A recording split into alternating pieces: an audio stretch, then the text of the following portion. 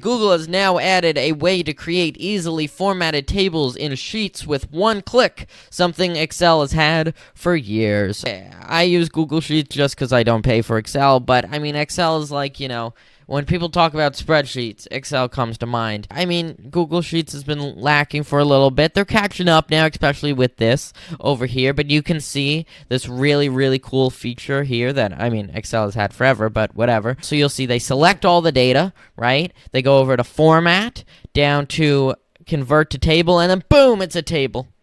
How crazy is that? And I mean, Google Sheets is free, Excel isn't, so obviously, even if it's slightly worse... Yeah, Google Sheets is free. What? Which one did you think was? Excel is paid for. Oh my gosh, yeah. You gotta get Microsoft 365.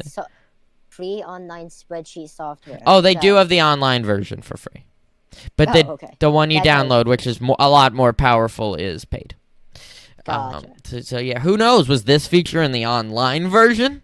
Probably, but forget about that. All right. Pretty cool. That's my catch line. That's my catchphrase. Pretty cool. All right. Also, all right. You also like to end with all right. All right. Good enough.